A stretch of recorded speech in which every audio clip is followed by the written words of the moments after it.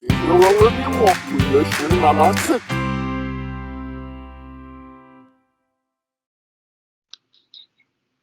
This video will provide an overview of gifted services in Arlington Public Schools during this time of remote learning. On the panel, we have Cheryl McCullough, the Supervisor of Gifted Services, and 4 resource teachers for gifted services representing elementary, middle, and high school. Liz Burgos at Washington Liberty High School, Kat Partington at Dorothy Ham Middle School, Maria De Alazzo at Abingdon Elementary, and Kevin Trainer at McKinley Elementary School. We will be organizing the discussion around 3 main topics: gifted services at each level, what it might look like, how curricular resources written for gifted learners and critical and creative thinking strategies are infused in lessons, and talent development with the Young Scholars Model, how you focus on equity and giving all learners opportunities for frequent and ongoing rigorous learning with support. Let's begin with Cheryl to provide an overview of how gifted services are delivered in Arlington Public Schools. Thank you, Jackie. Our model for delivering gifted services is a K-12 collaborative cluster model. This model is outlined in our 2017 to 2022 local plan for the gifted and adheres to the Virginia Department of Education guidelines and also meets the National Association for the Gifted K-12 program standards. What a clustering model means that students are clustered within heterogeneously classrooms. The cluster needs to be large enough. Our model suggests that a minimum of 5 gifted learners per cluster, so that the cluster teacher or the intensified teacher or the AP or IB teacher can purposely plan for the daily differentiation that we know gifted learners need. We know the research supports gifted learners having intellectual peers with a teacher who understands the diverse needs of gifted learners. We ask principals to assign clusters to teachers who have this expertise or who are working with our resource teachers to develop this expertise. Cluster teachers have the ongoing support of the resource teacher in their school. Each elementary school, middle school, and high school has 1 resource teacher for the gifted, and we call them RTGs. Their role is to be an instructional coach for teachers to support implementation of resources written for gifted learners and to model critical and creative thinking lessons to give all learners opportunities to think and problem solve in multiple ways. As we move forward with virtual learning and teaching, our services should not change.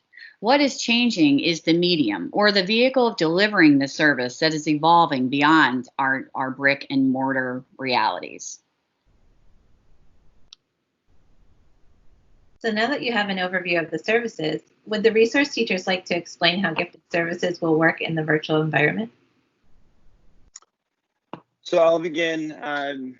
Yes, Cheryl alluded to just a moment ago, services aren't really changing all that much. I think the day in and day out responsibilities of the RTG hadn't really changed all that much. So a focus on delivering curricular resources for our high ability kids, critical and creative thinking skills across the board for all of our learners, and really supporting the classroom teachers and their ability to feel comfortable implementing it, especially as we move into an environment where the schedules are a little bit, less certain than they have been in the past. The ability for us to support the classroom teachers so they feel comfortable implementing these resources is very much sort of the priority. At McKinley, we rely a lot on the coaching model to really kind of take teachers from where they currently are feeling like they are to maybe their more desired state in terms of using these resources. And it can look a lot of different ways. It can be conversations within their collaborative learning teams. It could be one-to-one conversations. It can be supporting lessons within what looks like this now, where there's a couple teachers and some students working together. But really, it's a newer, more digital version of the job that we've had for however many years. So it feels a little different to do it from your kitchen in some cases, but the work itself is essentially the same. And I'd like to piggyback on what Kevin was saying. I think that as RTGs, our role is really to support the differentiation within the classroom, which is what we naturally do. And everybody needs different things. So sometimes it might be an opportunity in the digital world to model a lesson or model a CCT strategy, some of the higher order thinking skills for students. And then we can see where we'll be able to break out and synchronously work with different groups of students based on need. It's important to note, too, that a lot of times when we're working with teams, we're actually looking at data and trying to figure out who needs some of the differentiated support, who needs more rigor, and then working with teachers to develop sort of a multi-tiered plan for all the students in the classroom, not just some, but all of them, and that planning and those groupings are differentiated, based on need and academic achievement. And in the background, as Kevin was saying, it's really important too that we had at Abingdon we have a lot of new teachers, and that part of it is helping bring teachers on board with what gifted characteristics are. So part of the job is just being in the background to support them, know what to look for in terms of gifted students, what to look for in terms of materials that might really supplement the core curriculum, so that we know the extensions are tied to the SOLs and the standards and the goals that the classroom teachers have. So, and I feel really fortunate that in the springtime that I was able to work with teams as a seamless fabric of the team, as opposed to feeling like I was separate. And so that's the ideal. Yeah, and on the middle school level, it's very similar. It's, there is no typical day for an RTG. I think we would all say that, but there is a typical week in that I am meeting with the collaboration learning teams constantly. I'm meeting with the teams as well, the grade teams, and then I'm learning, okay, what is an area you're about to start working on? How can I help you with this? There are some curricular resources that I think would be really good, and also echo what you're working on and elevate it for those students that need the extension. And so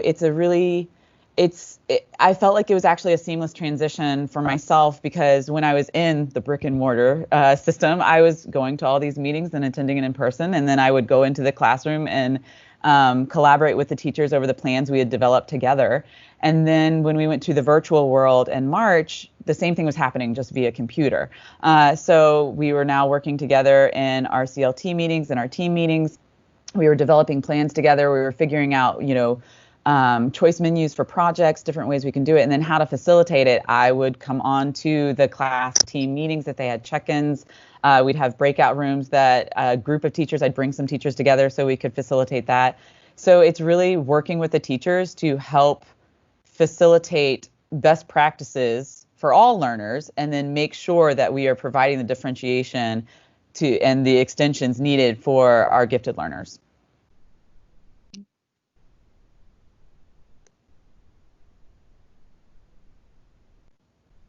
Oh, Liz, you're on mute at the moment.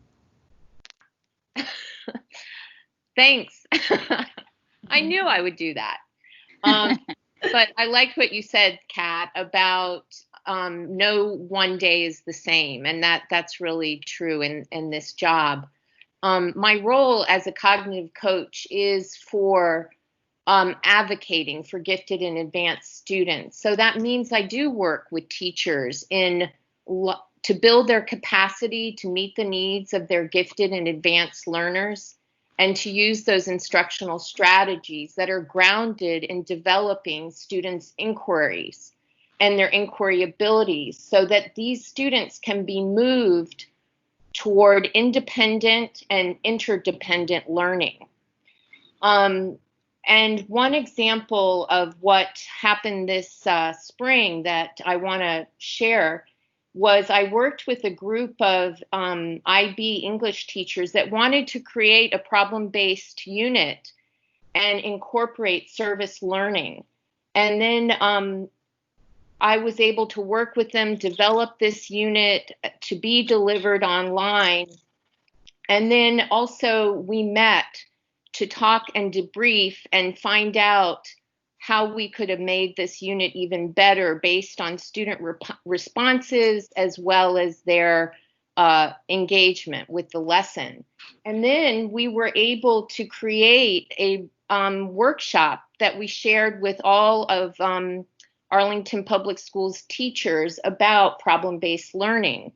And it was a fantastic collaboration that got a lot of people involved and really created a community of collaborators. So that is just an example, but it is a job of meeting with a lot of people and supporting and doing that cheerleading work of getting people to recognize how we can grow equity for all learners. So I just got a text from a teacher who wrote a science grant, and she's planning to get, hoping to get money so that she can create kits where students will be able to do some of their science projects and continue doing that work while we're in this virtual environment. So I think I'm done there. Okay, that sounds great. Thank you so much for sharing those examples and all of that information. I didn't know if Cheryl had anything to recap or add. Actually, I was just sitting here thinking about how glad I am that I invited a panel of my resource teachers to do this with me, because you are actually taking the ideas and hopefully showing all of our stakeholders the diverse roles of the resource teacher and how pivotal they are in leading instruction in the school. So I really appreciate that you were here with us to do a much better job than me saying this on my own. Okay, so one major focus of Arlington Public Schools is equity. So we would like to spend a little bit of time talking about what that looks like in gifted services. Would any of you like to address this issue? Sure, I'd be happy to start. One of the things at Abingdon we've really focused on this year is this idea of really studying our demographics, and how do we take our gifted population of students and have that population match the demographics of our school. So one of the things we noticed this year as we did different projects in the school, I borrowed one of Jackie's Rube Goldberg projects and did it with all of our third grade students. And in doing so, the third grade team and teachers, we just discovered so many students that were in many different subgroups who demonstrated engineering prowess, who demonstrated the ability to build and think very creatively, who might not have been spotted in the past. And so one of the things we really want to look at is how do we, artfully do talent development in our schools? How do we look at our students, recognize their strengths? And I think we're accustomed to looking at the data and looking at things from a bit of a deficit point of view, like what kids can't do. And I'd really love for us to look at what are the things they can do and how do we elevate, as all of you were saying, that into practice through problem-based learning, through critical and creative thinking skills for all students. And then how do we then ramp up the rigor for those that are really ready for it? So that's, I know, a goal that we have is really to look at all of our population of students. One thing we did in the fall that I applaud my principal for was we did a PD for specialists, for teachers about what are the gifted characteristics? How do we look at them from art, music, PE? And we had a lively conversation about, what do those characteristics look like and how do we support all learners in that way? So that equity piece is really important for us. Maria, I like what you said there. Oh, sorry. Go ahead, Kevin. I was just going to piggyback, being that like the elementary world still. I think along those lines of the characteristics, we spend a little bit of time focusing on the myths, right? And looking through the National Association for Gifted Children posts on the website, like myths about like gifted children. And it's interesting to think through this misconception about like a prototypical gifted child and what it is and what it's not. And I think it really kind of opens up I think a lot of faces will come to teachers' minds and say like, oh, there are so many kids who fall outside of that traditional academic achievement in the highly verbal or quantitative world. And to your point with getting on board with the specialists, the comments that I get, the number of opportunities that kids are accessing outside of the 4 core content areas now has really increased, because I think there's been a really valuable focus on looking for potential in less typical ways. And that's, I think, a real big focus across the county, and to know that it's happening at this elementary level is really exciting and encouraging, because we know that we're kind of finding and fostering that talent at a very young age through ways that are a little bit less conventional than they may have been, like 5-10 years ago. Yeah, I love that both of you talked about this in the idea of asset thinking and the myths and characteristics, because I know that is one thing at Dorothy-Ham we're really trying to focus on, is looking at developing professional development that we can help our teachers really understand not only gifted characteristics, but also how these characteristics can manifest themselves differently across cultures. And that's culturally responsive teaching. You'll see there are different ways that kids can show their abilities, and we need to make sure that we're recognizing that and we're aware of it. And so that is really important for an RTG to provide that professional development for our teachers, so that they can really understand what they're looking for and recognize when they see it. I also know at Dorothy-Ham we have an equity task force that the RTG, I'm a part of, and facilitating some things moving forward within our own building. And many of the RTGs meet weekly with their equity and excellence coordinator on the secondary level, and looking at how we can work together on programs such as the George Mason Early Identification Program, different things to make sure that we're really looking at the talent within our building and we're recognizing it across all cultures.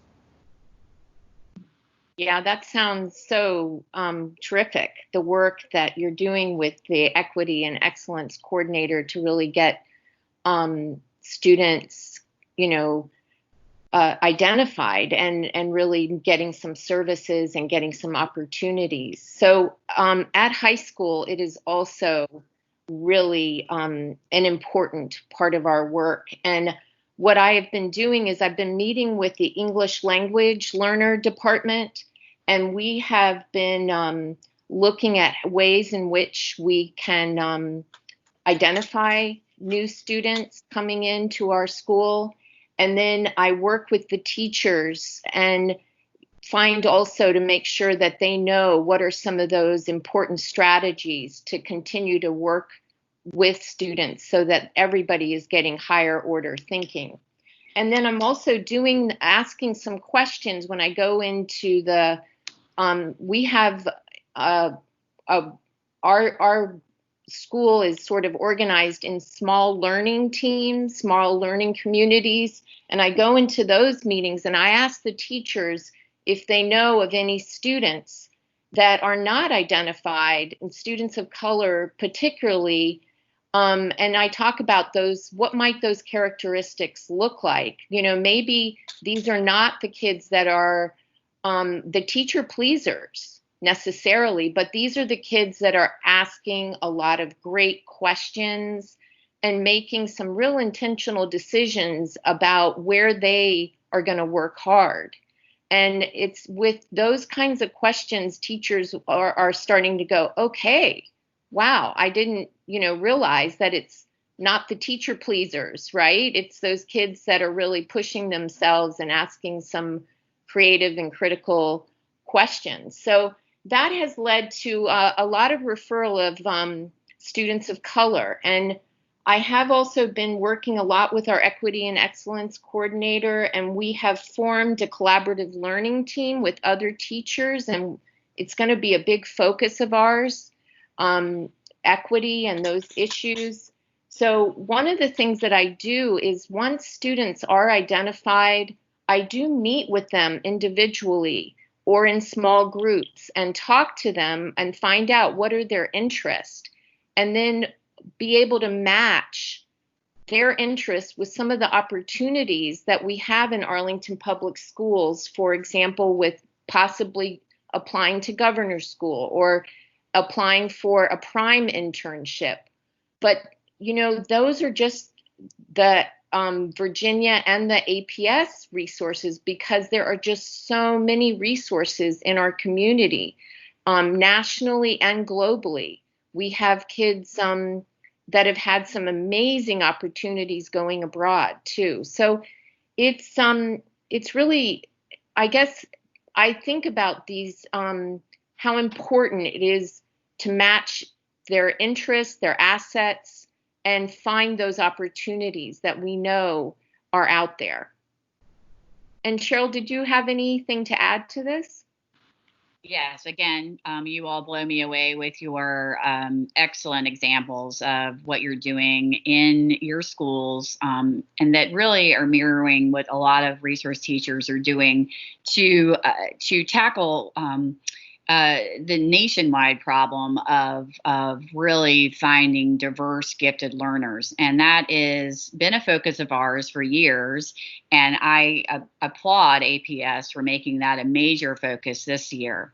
One of the things that we've talked about and we've really focused on in our resource teacher meetings is to look at our data, much like Maria said, looking at our data and looking at our data by school. And the goal is to match our gifted population with the diverse population of each school. That has been an ongoing goal, and that will still be a goal. In our meetings, we do these frequent data dives so that each resource teacher can look at the specific data for their school and then target interventions.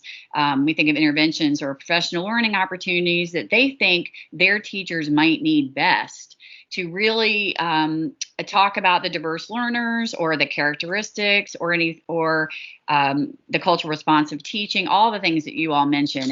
It comes back to our work. We are it's very important to all of us to find diverse learners, and that is children from that are English learners and twice exceptional learners, children from poverty, and also underachieving children. So it's a very complex problem, complex issue, and I just appreciate that you all made just gave a great examples of how we're working towards that goal and doing it in collaboration, especially with our equity and excellence coordinators, because I work very closely with Carolyn Jackson as well, who is the supervisor of our equity and excellence. So that is an overall goal for Arlington, and I appreciate the time to be able to talk about it. Thanks. Well, I would like to thank all of you for sharing that very important information with our Arlington families. We hope that we've answered most of your questions about gifted services, but if you have any further questions, please feel free to visit the APS Engage website at apsva.us/engage.